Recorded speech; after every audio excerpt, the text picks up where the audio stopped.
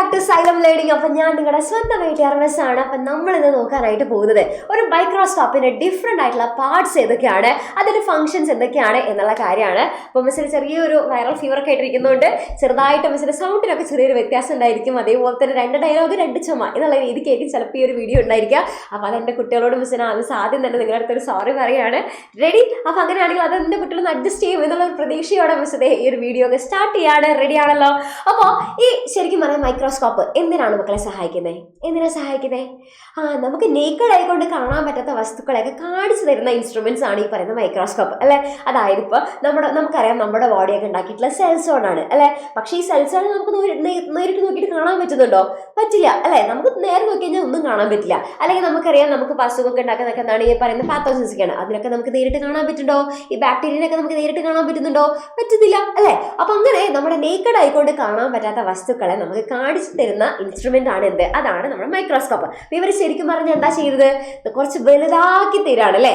അതായത് വലുതാക്കി അതിന്റെ മാഗ്നിഫിക്കേഷൻ എന്ന് പറയും അല്ലെ. ഇങ്ങനെ വലുതാക്കുന്നതിന് മാഗ്നിഫിക്കേഷൻ എന്ന് പറയും. അപ്പൊ അതിന്റെ മാഗ്നിഫിക്കേഷൻ പവർ ഉപയോഗിച്ച് എന്ത് ചെയ്തു?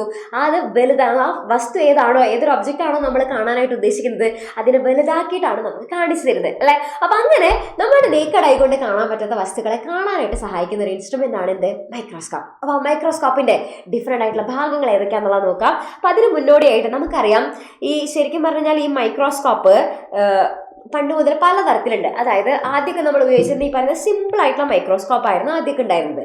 പിന്നീട് നമ്മൾ എന്ത് ചെയ്തു? ഈ സിമ്പിൾ ആയിട്ടുള്ള മൈക്രോസ്കോപ്പിൽ നമുക്ക് അത്രയും ഇങ്ങോട്ട് ഭയങ്കര ഡീറ്റെയിൽ ആയിട്ടൊന്നും വലുതാക്കി കാണുന്നില്ല.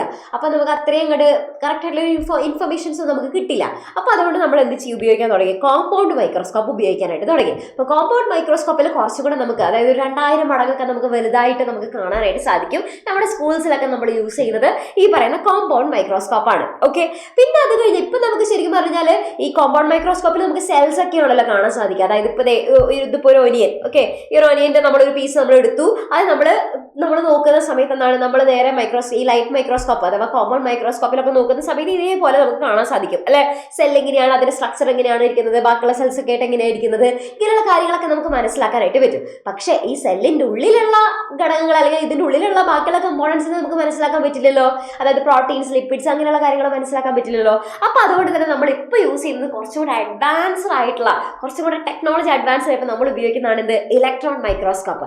ഈ ഇലക്ട്രോൺ മൈക്രോസ്കോപ്പ് ഉപയോഗിച്ച് കഴിഞ്ഞാൽ സെല്ലിന്റെ ഉള്ളിലുള്ള അത്രയും മൈന്യൂട്ട് ആയിട്ടുള്ള ഡീറ്റെയിൽസ് വരെ നമുക്ക് മനസ്സിലാക്കാനായിട്ട് പറ്റും. ഓക്കെ. പിന്നെ പലതരത്തിലുള്ള മൈക്രോസ്കോപ്പ് ഉണ്ട് എന്നുള്ള കാര്യം മനസ്സിലാക്കാം. പക്ഷെ നമ്മൾ ഇവിടെ നോക്കാൻ പോകുന്ന ആരെ കുറിച്ചിട്ടാണ്?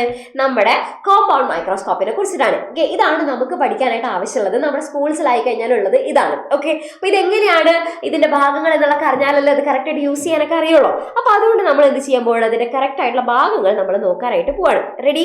അപ്പൊ നമ്മൾ ഓരോരോ പോർഷൻസ് ആയിട്ട് പറഞ്ഞുതരാം, ശ്രദ്ധിച്ച് കേൾക്കാം. അപ്പൊ ഫസ്റ്റ് തന്നെ നമ്മൾ എന്താ ചെയ്യുക? ഈ മൈക്രോസ്കോപ്പ് നമ്മുടെ കയ്യിൽ കിട്ടിക്കഴിഞ്ഞാൽ നമ്മളിങ്ങനെ കണ്ണു വെച്ച് ഇങ്ങനെ നോക്കും അല്ലെ. ഇങ്ങനെ നോക്കും. അപ്പൊ ഈ കണ്ണു വെച്ച് നോക്കുന്നത് ഇതിൽ ഏത് ഭാഗത്തായിരിക്കും മക്കളെ? ഏത് ഭാഗത്താണ് നമ്മൾ നോക്കുക? വേഗം ഒന്ന് ആലോചിച്ച് പറഞ്ഞേ. ഏത് ഭാഗത്താണ് നോക്കുക? ഇതിന്റെ അടിയോടെ നമ്മൾ നോക്കൂലല്ലോ, ഏറ്റവും ടിപ്പ് പോർഷൻ അല്ലേ നോക്കുക. അപ്പൊ അതുകൊണ്ട് ഈ ഒരു ഭാഗത്താണ് നമ്മൾ നമ്മുടെ കണ്ണ് വെക്കുക അല്ലെ. മിസ് കണ്ണൊക്കെ വരച്ചുതരാം. ഓക്കെ. ഈ ഒരു ഭാഗത്തായിരിക്കും നമ്മൾ എന്ത് ചെയ്യുക? നോക്കുക അല്ലെ. നമ്മുടെ കണ്ണാണേ. ഓക്കെ. അപ്പൊ ഇവിടെ വെച്ചിട്ടൊക്കെ നമ്മൾ നോക്കുക. അപ്പൊ അതുകൊണ്ട് ഈ കണ്ണ് വെച്ച് നോക്കുന്ന ഈ ഒരു ഭാഗം ഇതിനെയാണ് നമ്മൾ എന്ത് വിളിക്കുക അല്ലെ? ആ ഭാഗത്തല്ല ഐ ഉള്ളത്. അപ്പൊ അതുകൊണ്ട് തന്നെ ഇതിനെ നമ്മൾ ഐ പീസ് എന്ന് വിളിക്കും. സിമ്പിൾ. ഓക്കെ. ഇത് ശരിക്കും പറഞ്ഞാൽ ഒരു ലെൻസ് ആണ്. ഓക്കെ. ഈ ലെൻസിന് ഭയങ്കര വലിയ മാഗ്നിഫിക്കേഷൻ പവർ ഒന്നുമില്ല. ഇതിന് ശരിക്കും പറഞ്ഞു കഴിഞ്ഞാൽ ഒരു 5x അല്ലെങ്കിൽ 10x അല്ലെങ്കിൽ 15x ഒക്കെ ആയിരിക്കും ഉണ്ടായിരിക്കാം magnification power. Okay. Ready? Set ആവും. അത്രയൊക്കെ ആയിരിക്കും അതിന് മാഗ്നിഫിക്കേഷൻ പവർ ഉണ്ടാവുക. ഇതാണ് ഐ പീസ്. ഈ എക്സ് കണക്കുകൾ നിങ്ങൾക്ക് എന്താണെന്ന് മനസ്സിലായോ? അതായത് എക്സ് എന്ന് ഉദ്ദേശിക്കുന്നത് എത്ര മടങ്ങ് വലുതാക്കുന്നു എന്നുള്ളതാണ്. അതായത് എത്ര മടങ്ങ് വലുതാക്കി കാണിക്കുന്നു എന്നുള്ളത്. അപ്പൊ 5 മടങ്ങ് അല്ലെങ്കിൽ 10 മടങ്ങ് എന്നുള്ള രീതിക്ക് അത്രയും വലുതാക്കി കാണിക്കുന്നു എന്നുള്ളതാണ് എക്സ് കൊണ്ട് ഉദ്ദേശിക്കുന്നത്. ഓക്കെ. അപ്പൊ അതിന് സഹായിക്കുന്ന ലെൻസാണ് ഐ പീസ്. ഓക്കെ. അപ്പൊ ഈ ഭാഗത്ത് നിന്നാണ് നമ്മളിങ്ങനെ കണ്ണു വെച്ച് നോക്കുന്ന ഭാഗം. അപ്പൊ കണ്ണു വെക്കുന്നതുകൊണ്ട് ഐ പീസ് എന്ന് വിളിച്ചു. ഓക്കെ. ഇനി അത് കൂടാതെ ഇവിടെ മക്കളെ നമ്മളിപ്പോ ഒരു മൈക്രോസ്കോപ്പിൽ എന്ത് സാധനങ്ങൾ നോക്കുകയാണെന്നുണ്ടെങ്കിൽ നമ്മളത് എന്ത് ചെയ്യും, ഒരു സ്ലൈഡൊക്കെ ആക്കും അല്ലെ. ഇങ്ങനെ ഒരു സ്ലൈഡില് കവർ സ്ലിപ്പൊക്കെ ഇട്ട് ആ സ്പെസിമെൻ റെഡിയാക്കി വെച്ചിട്ട് നമ്മൾ എന്ത് ചെയ്യുന്നു, ആ സ്ലൈഡ് നേരെ കൊണ്ടുപോയിട്ട് നേരെ നമ്മൾ സ്റ്റേജുമേലാണ് കൊണ്ടുപോയി വെക്കുക അല്ലെ. അപ്പൊ സ്റ്റേജുമേൽ നമ്മൾ ഇതേപോലെ നമ്മൾ ഈ സ്റ്റേജുമേൽ കൊണ്ടുപോയിട്ടാണ് നമ്മൾ എന്ത് വെക്കുക, ഈ പറയുന്ന സ്ലൈഡ് വെക്കുക അല്ലെ. അപ്പൊ ഈ സ്ലൈഡ്സ് ഒക്കെ വെക്കുന്ന, അത് റെസ്റ്റ് ചെയ്യാനായിട്ട് വെക്കുന്ന സ്ഥലത്തിനെയാണ് നമ്മൾ എന്ത് വിളിക്കുക, അതിനെയാണ് സ്റ്റേജ് എന്ന് വിളിക്കുക. ഓക്കെ, അപ്പൊ സ്റ്റേജ് നമ്മളിങ്ങനെ കഷ്ടപ്പെട്ട ഒരു സെല്ലിൽ ഇങ്ങനെ നോക്കിക്കൊണ്ടിരിക്കുകയാണ്, അപ്പോഴേക്കും നമ്മുടെ കൈ തട്ടിയിട്ട് അങ്ങോട്ട് ഇടയ്ക്ക് ആയിപ്പോയി, അങ്ങനെയൊക്കെ കഴിഞ്ഞാൽ ശരിയാവില്ലല്ലോ. അപ്പൊ അതുകൊണ്ട് ആ സ്റ്റേജിൽ ഇരിക്കുന്ന സാധനം നമ്മൾ ഇപ്പൊ ഏത് സ്ലൈഡാണോ വെച്ചത് അത് കറക്റ്റ് പൊസിഷനിൽ തന്നെ ഇരിക്കണം അല്ലെ. അപ്പൊ അതിന് വേണ്ടിയിട്ട് നമുക്ക് ഇവിടെ എന്തുണ്ട്, ഇവിടെ ക്ലിപ്പ് കണ്ടോ മക്കളെ, ഇത് പിടിച്ചു വെക്കാനായിട്ട് ക്ലിപ്പ്, അതാണ് എന്ത്, സ്റ്റേജ് ക്ലിപ്പ് എന്ന് പറയുന്നത്. ഓക്കെ, അപ്പൊ ഇതിനെ പിടിച്ചു നിർത്താനായിട്ട് എന്തുണ്ട്, സ്റ്റേജ് ക്ലിപ്പ് ഉണ്ട്. സ്റ്റേജ് ക്ലിപ്സ് നമുക്ക് അവിടെ പ്രസന്റ് ആണ്. ഓക്കെ, ഇത് നിങ്ങൾക്ക് അഥവാ ഈ ഒരു പിക്ചറിൽ ഇത് മൊത്തത്തിൽ ബ്ലാക്ക് ബാക്ക്ഗ്രൗണ്ടിൽ ബ്ലാക്ക് ആയത് നിങ്ങൾക്ക് കാണുന്നില്ല എന്നാണെന്നുണ്ടെങ്കിൽ ഇത് നോക്കാം. ഇത് കണ്ടോ, ഇതാണ് സ്റ്റേജ് എന്ന് പറയുന്നത്. ഓക്കെ, ഇതാണ് സ്റ്റേജ്. ആ സ്റ്റേജുമുള്ള അത് കറക്റ്റായിട്ട് പിടിച്ചു നിർത്താനായിട്ടുള്ള ക്ലിപ്പ്, അതാണ് ഇത് stage clip. Okay, ready, clear അല്ലേ, സെറ്റ് അല്ലേ? Okay, ready. അപ്പൊ ഇത്രയാണ് അതിന്റെ ഭാഗങ്ങൾ എന്ന് പറയുന്നത്. ഇനി അത് കഴിഞ്ഞ് കഴിഞ്ഞാല് ദാ ഇവിടെ ഈ നമ്മുടെ എന്താ പറയുക, മൈക്രോസ്കോപ്പിന്റെ ഒരു മൂക്ക് പോലെ ഈ ഒരു ഭാഗം കാണുന്നില്ലേ അല്ലെ. അപ്പൊ ഈ മൂക്ക് പോലെ കാണുന്ന ഈ ഭാഗത്തില് ഇവിടെ ഒരു റൗണ്ട് ഇങ്ങനെ ഒരു ഭാഗം കാണുന്നില്ലേ, ഇങ്ങനെ അത് ശരിക്കും നമുക്ക് ഇങ്ങനെ അങ്ങോട്ടും ഇങ്ങോട്ടും നമുക്ക് അഡ്ജസ്റ്റ് ചെയ്യാൻ പറ്റുന്ന ഒരു ഭാഗമാണ്. ഓക്കെ, ഈ ഭാഗം റെഡി, ഈ ഒരു പോർഷൻ, ഈ ഒരു പോർഷൻ. ഓക്കെ, ഈ ഒരു പോർഷൻ. അപ്പൊ ഈ ഒരു പോർഷനെ നമ്മൾ വിളിക്കുന്ന പേരാണ് എന്ത്, അതിനെയാണ് നമ്മൾ നോസ് പീസ് എന്ന് വിളിക്കും. എന്താ വിളിക്കുക, ഈ ഒരു ഭാഗത്തിന് അതിനെയാണ് നമ്മൾ നോസ് പീസ് എന്നാണ് വിളിക്കുക. ഓക്കെ, ഈ ഒരു ഭാഗത്ത് നോസ് പീസ്. ആ നോസ് പീസുമലാണ് എന്തുണ്ടായിരിക്കുക, അതുമ്മലായിരിക്കും ദാ ഇവിടെ കണ്ടോ കുറച്ച് ആൾക്കാരെ, ഈ കുറെ സംഭവങ്ങൾ ഇതിന്റെ മേലെ അറ്റാച്ച് ചെയ്തിട്ട് കണ്ടോ, അതാണ് നമ്മുടെ ഒബ്ജക്റ്റീവ് ലെൻസ് എന്ന് പറയാം. ഓക്കെ, അതായത് നമ്മളിപ്പോ ഇവിടെ ഒബ്ജക്റ്റ് വെക്കുമല്ലോ, ആ ഒബ്ജക്റ്റിനെ നോക്കാനായിട്ട് ഉപയോഗിക്കുന്നതാണ് എന്ത്, ലെൻസ് ആണ് ഈ ഒരു ലെൻസ് എന്ന് പറയുന്നത്. അപ്പൊ കണ്ണിന്റെ അവിടെ ഒരു ലെൻസ് ഉണ്ട്, അത് കൂടാതെ ഒബ്ജക്റ്റിന്റെ അടുത്തായിട്ടും ഒരു ലെൻസ് ഉണ്ട്. ഓക്കെ, അപ്പൊ ഈ ലെൻസിനെയാണ് നമ്മൾ എന്താ പറയാ, ഈ ഒരു ലെൻസിനെയാണ് നമ്മൾ ഒബ്ജക്റ്റീവ് ലെൻസ് എന്ന് വിളിക്കാം. Okay, objective lens. ഇത് നിങ്ങൾക്ക് കൺഫ്യൂഷൻ ആവണമെങ്കിൽ എന്താ ആലോചിച്ചാൽ മതി, കണ്ണിന്റെ അവിടെ ഉള്ളത് ഐ പീസ്. ഓക്കെ, കണ്ണിന്റെ അവിടെ ഉള്ള ലെൻസ് ഐ പീസ്, ഒബ്ജക്റ്റിന്റെ അവിടെയുള്ള ലെൻസ് ഒബ്ജക്റ്റീവ് ലെൻസ്, അത്ര ആലോചിച്ചാൽ മതി. ഓക്കെ, ഈ ഒബ്ജക്റ്റീവ് ലെൻസിന്റെ കണ്ടോ പല ടൈപ്പ് ഉള്ളത്, കാരണം അത് പല മാഗ്നിഫിക്കേഷൻ പവറുകളുണ്ട്. ഇപ്പോൾ എന്താ പറയാ 45x അല്ലെങ്കിൽ 15x 14.5x അല്ലെങ്കിൽ 100x എന്നൊക്കെ പറഞ്ഞിട്ട് പല മാഗ്നിഫിക്കേഷൻ പവറിലുള്ള ലെൻസ് ഉണ്ട്. അതുകൊണ്ടാണ് ഇതിങ്ങനെ പല സൈസിലായിട്ട് നമുക്ക് ഇവിടെ അങ്ങനെ കാണാനായിട്ട് സാധിക്കുന്നത്. Okay, ready. അപ്പൊ നമുക്ക് എന്ത് ചെയ്യാൻ പറ്റും, നമുക്ക് ഈ നോസ് പീസ് നമുക്ക് അങ്ങോട്ടും ഇങ്ങോട്ടും തിരിക്കാൻ പറ്റും. അപ്പൊ നമുക്ക് ഏത് പവറാണോ വേണ്ടതെന്ന് വെച്ചാൽ, ഏത് ഒബ്ജക്റ്റീവ് ലെൻസ് ആണോ വേണ്ടതെന്ന് വെച്ചാൽ നമുക്ക് അത് ഒബ്ജക്റ്റീവ് ലെൻസ് നമുക്ക് അവിടെ വെക്കാൻ പറ്റും. ഓക്കെ, ഇനി അത് കഴിഞ്ഞാൽ അതാ ഇവിടെ രണ്ട് സംഭവങ്ങൾ കണ്ടോ, ഇതെന്താണ് മക്കളെ ഈ രണ്ട് സംഭവങ്ങൾ?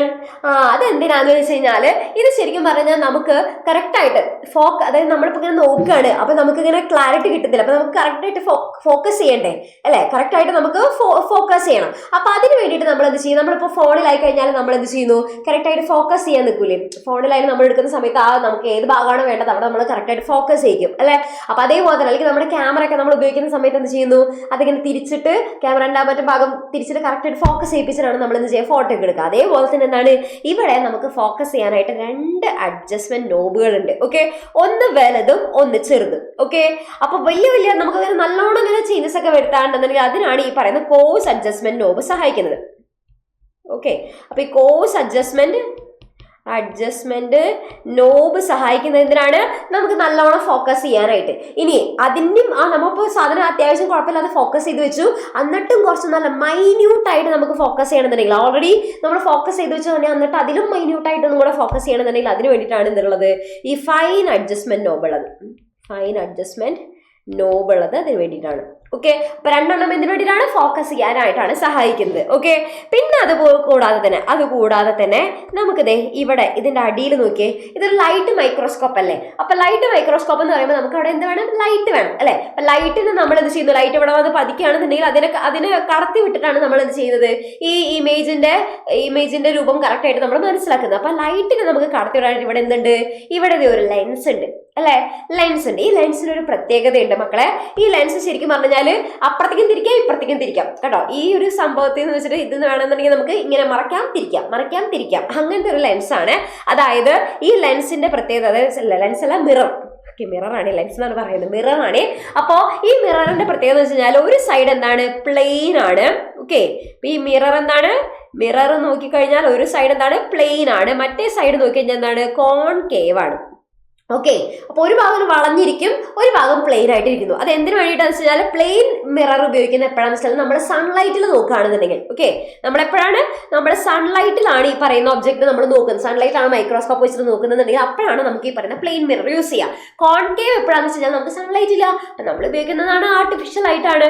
അപ്പോൾ ആർട്ടിഫിഷ്യൽ ലൈറ്റ് ഉപയോഗിക്കുന്ന സമയത്താണ് എന്ത് ചെയ്യുക, ആർട്ടിഫിഷ്യൽ ലൈറ്റ് യൂസ് ചെയ്യുന്ന സമയത്താണ് കോൺകേവ് മിറർ യൂസ് ചെയ്യുക. ഓക്കെ, ഇതാണ് നമ്മുടെ ഈ പറയുന്ന മിറർ എന്ന് പറയുന്നത്. അപ്പോൾ നമുക്ക് സൺലൈറ്റിലെ സമയത്ത് സൺലൈറ്റിന്റെ ഭാഗത്തേക്ക് തിരിച്ചു വെക്കാം, ആർട്ടിഫിഷ്യൽ ലൈറ്റ് ആണെങ്കിൽ ആർട്ടിഫിഷ്യൽ മറ്റേ കോൺകേവ് ഭാഗത്തേക്ക് തിരിച്ചു വെക്കാം, അങ്ങോട്ടും ഇങ്ങോട്ടും തിരിക്കും മറിക്കൊക്കെ നമുക്ക് ചെയ്യാം. ഓക്കെ, പിന്നെ അത് കഴിഞ്ഞാൽ ഇതിന്റെ അടിഭാഗത്തായിട്ട് കുറച്ച് സംഭവങ്ങൾ കാണുന്നുണ്ടോ, ഇതിന്റെ അടിഭാഗത്തായിട്ട് കുറച്ച് സംഭവങ്ങൾ കാണുന്നുണ്ടോ? ഓക്കെ, അപ്പൊ അതില് ഇതാണ് എന്ത്, ഈ ഒരു സ്ട്രക്ചർ. ഓക്കെ, ഇതാണ് നമ്മുടെ കണ്ടൻസർ എന്ന് പറയുന്നത്, കണ്ടൻസർ. ഓക്കെ, അപ്പൊ ഈ കണ്ടൻസർ എന്തിനാ സഹായിക്കുന്നത് വെച്ച് കഴിഞ്ഞാല് നമ്മുടെ ലൈറ്റ് ഈ മിററിൽ പതിച്ചിരുന്നത് എങ്ങനെ വരുന്നുണ്ടല്ലോ അല്ലെ, അങ്ങനെ വരുന്ന ലൈറ്റിനെ കറക്റ്റ് ആയിട്ട് ഫോക്കസ് ചെയ്യുക, നമ്മുടെ ഒബ്ജക്റ്റിലേക്ക് ഫോക്കസ് ചെയ്യിക്കാനായിട്ടാണ് ആര് സഹായിക്കുന്നത്, കണ്ടൻസർ സഹായിക്കുന്നത്. അതിന്റെ അടുത്ത് തന്നെയായിട്ട് ആരുണ്ട്, ഈ ഒരു പോർഷൻ, അതിന്റെ അടുത്ത് തന്നെയായിട്ട് ഡയഫ്രം എന്ന് പറയുന്ന ഭാഗമുണ്ട്, ഡയഫ്രം എന്ന് പറയുന്ന ഭാഗം കൂടി ഉണ്ട്. ആ ഡയഫ്രം എന്താ വെച്ചാൽ നമുക്ക് ഡയഫ്രം ആക്ച്വലി നമുക്ക് മൂവ് ചെയ്യാൻ പറ്റും. അപ്പൊ ഡയഫ്രം ശരിക്കും പറഞ്ഞു കഴിഞ്ഞാൽ ആ ലൈറ്റ് കടന്നു വരുന്ന ആ ലൈറ്റിന്റെ ഇന്റൻസിറ്റി നമുക്ക് കൺട്രോൾ ചെയ്യാനായിട്ട് സഹായിക്കുന്ന ആളാണ് ആര്, ഡയഫ്രം എന്ന് പറയുന്നത്. അപ്പൊ ഇവർ രണ്ടുപേരും കൂടിയിട്ട് ചെയ്തു, ലൈറ്റിനെ കറക്റ്റ് ആയിട്ട് ഫോക്കസ് ചെയ്യിപ്പിക്കും.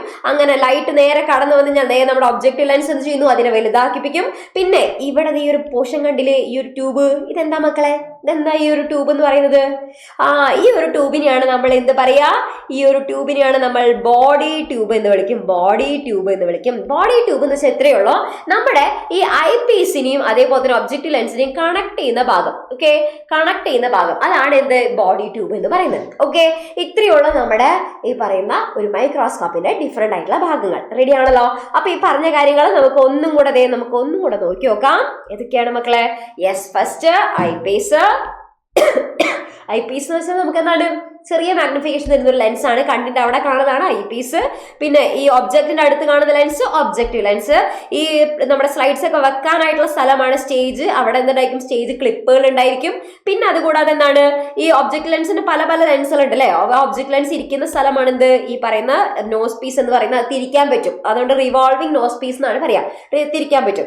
ഐ പീസിനെയും ഒബ്ജക്റ്റീവ് ലെൻസിനെയും തമ്മിൽ കണക്ട് ചെയ്തിട്ടുള്ള ഭാഗം, അതാണ് എന്ത്, ബോഡി ട്യൂബ് എന്ന് പറയുന്നത്. പിന്നെ അതുപോലെ നമുക്ക് അഡ്ജസ്റ്റ്മെന്റ് നോബുകൾ ഉണ്ട്. ഒന്ന് കോഴ്സ് അഡ്ജസ്റ്റ്മെന്റ് നോബ്, അത് കഴിഞ്ഞിട്ട് നമുക്ക് ഒന്നും കൂടെ, ഇത് രണ്ടും ശരിക്കും പറഞ്ഞാൽ ഫോക്കസ് ചെയ്യാൻ വേണ്ടിയിട്ടാണ് നമുക്ക് സഹായിക്കുന്നത്. അതൊന്നും കൂടെ കറക്റ്റ് ആയിട്ട് നമ്മുടെ സ്ഥലത്ത് നമുക്ക് കറക്റ്റ് ആയിട്ടൊന്ന് അഡ്ജസ്റ്റ് ചെയ്ത് ഫോക്കസിങ് കറക്റ്റ് ആക്കാൻ വേണ്ടിയിട്ട് ഫൈൻ അഡ്ജസ്റ്റ്മെന്റ് നോബ് ഉണ്ട്. പിന്നെ ഈ സാധനം വെച്ച് പറഞ്ഞില്ല അല്ലെ, നമ്മുടെ ആം, ഇതിങ്ങനെ പിടിച്ചിട്ട് വേണ്ടി നമുക്ക് മൈക്രോസ്കോപ്പിന് അങ്ങോട്ടും ഇങ്ങോട്ടൊക്കെ മാറ്റാനായിട്ട് സഹായിക്കുന്ന എല്ലാ ഭാഗവും കണക്ട് ചെയ്തിട്ടുള്ള ഈ ഒരു ഭാഗം, അതാണ് ആം എന്ന് പറയുന്നത്. പിന്നെ അതേപോലെ തന്നെ അടിയിൽ എന്തുണ്ട്, മിറർ ഉണ്ട്. ഇപ്പോൾ പ്ലെയിൻ മിററും ഒരു സൈഡ് പ്ലെയിനും ഒരു സൈഡ് എന്താണ്, കോൺകേവ് ആണ്.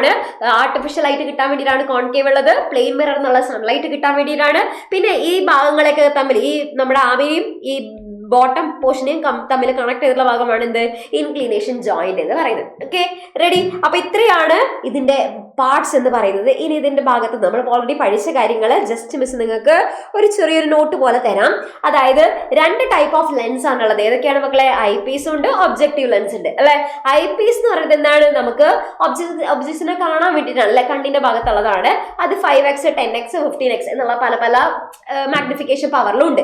ഒബ്ജക്റ്റീവ് ലെൻസ് നോക്കിക്കഴിഞ്ഞാൽ ഒരു 3 to 5 ഒബ്ജക്റ്റീവ് ലെൻസ് ഉണ്ടായിരിക്കും നമ്മുടെ മൈക്രോസ്കോപ്പിൽ. ചിലപ്പോൾ 3 ആയിരിക്കും, ചിലപ്പോൾ 5 വരെ ഉണ്ടാവാൻ സാധ്യതയുണ്ട്. അതും ഈ പറഞ്ഞ പോലെ പല മാഗ്നിഫിക്കേഷൻ പവറിലുള്ളതാണ്. മിറർ, പ്ലെയിൻ മിറർ സൺലൈറ്റിന് വേണ്ടിയിട്ട്, കോൺകേവ് മിറർ ആർട്ടിഫിഷ്യൽ ലൈറ്റിന് വേണ്ടിയിട്ട്. ഓക്കെ, ഇനി ഡയഫ്രം എന്തിനു വേണ്ടിയിട്ടാണ്? ലൈറ്റിന്റെ ആ ഒരു ഇന്റൻസിറ്റി കൺട്രോൾ ചെയ്യാനായിട്ട്. ഓക്കെ, ലൈറ്റിന്റെ ഇന്റൻസിറ്റി കൺട്രോൾ ചെയ്യുന്ന ആളാണ് ആര്? ഇന്റൻസിറ്റി ഓഫ് ലൈറ്റ് കൺട്രോൾ ചെയ്യുന്ന ആളാണ് ആര്? നമ്മുടെ ഡയഫ്രം എന്ന് പറയുന്നത്. നോസ് പീസ് എന്താ ചെയ്യുന്നത്? ഒബ്ജക്റ്റീവ് ലെൻസിനെ ഹോൾഡ് ചെയ്യുന്ന ആളാണ് ആര്? നോസ് പീസ് എന്ന് പറയുന്നത്. സ്റ്റേജ് എന്തിനാണ്? സ്റ്റേജിന്റെ മേലെയാണ് നമ്മൾ സ്ലൈഡ് വെക്കുന്ന സ്ഥലം. സ്റ്റേജിന്റെ ക്ലിപ്സ് എന്തിനാണ്? ആ സ്ലൈഡിനെ കറക്റ്റ് ആയിട്ടൊരു പ്ലേസിൽ ഹോൾഡ് ചെയ്ത് വെക്കാനായിട്ടാണ് സ്റ്റേജ് ക്ലിപ്സ് ഉള്ളത്. ദെൻ കോഴ്സ് ഫോക്കസ് നോബും ഫൈൻ ഫോക്കസ് നോബും അല്ലെ. ആ 2 നോബുകൾ എന്തിനു വേണ്ടിയിട്ടാണ്? കറക്റ്റ് ആയിട്ട് ഫോക്കസ് ചെയ്ത് വെക്കാനായിട്ട്, ഇമേജിനെ കറക്റ്റ് ആയിട്ട് ഫോക്കസ് ചെയ്ത് വെക്കാനായിട്ടാണ്. കുറച്ചും കൂടെ ഫൈനർ ഡീറ്റെയിൽസ് നമുക്ക് കിട്ടാൻ കിട്ടാനായിട്ട് ഫോക്കസ് ചെയ്ത് വെക്കുന്നതാണ് ഫൈൻ ഫോക്കസ് എന്ന് പറയുന്നത്. പിന്നെ ബോഡി ട്യൂബ് എന്ന് വെച്ചാൽ ഐ പീസിനെയും ഒബ്ജക്റ്റീവ് ലെൻസിനെയും നമ്മൾ കണക്ട് ചെയ്യുന്ന ഭാഗമാണ് ബോഡി ട്യൂബ് എന്ന് പറയുന്നത്. പിന്നെ ആം എന്തിനാണ് മക്കളെ?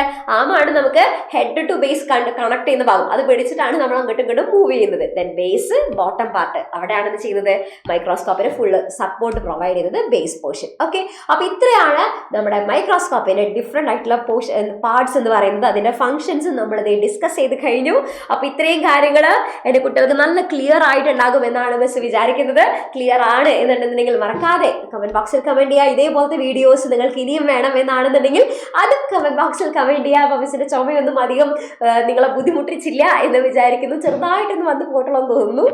ഓക്കെ, അപ്പോൾ അങ്ങനെയാണെന്നുണ്ടെങ്കിൽ എല്ലാവർക്കും നന്നായിട്ട് പഠിക്കാനായിട്ട് പറ്റട്ടെ. അപ്പൊ ഇതിനെക്കുറിച്ച് ഇങ്ങനത്തെ കൂടുതൽ വീഡിയോസ് ഒക്കെ വേണമെന്നുണ്ടെങ്കിൽ കമന്റ് ബോക്സിൽ കമന്റ് ചെയ്യുക. അതേപോലെ തന്നെ നല്ല സിസ്റ്റമാറ്റിക് ആയിട്ട് നല്ല അടിപൊളിയായിട്ട് നിങ്ങൾക്ക് ടൈം ടേബിൾ ഒക്കെ അനുസരിച്ച് പഠിച്ചു പോകണം എന്നുണ്ടെന്നുണ്ടെങ്കിൽ വേഗം തന്നെ നമ്മുടെ ബാച്ചിൽ ജോയിൻ ചെയ്യുക. അതിന്റെ ഡീറ്റെയിൽസ് ഒക്കെ ഇവിടെ നിങ്ങൾക്ക് കൊടുത്തിട്ടുണ്ടായിരിക്കും. അപ്പൊ അടിപൊളിയായിട്ട് പഠിക്കുക. All the very best.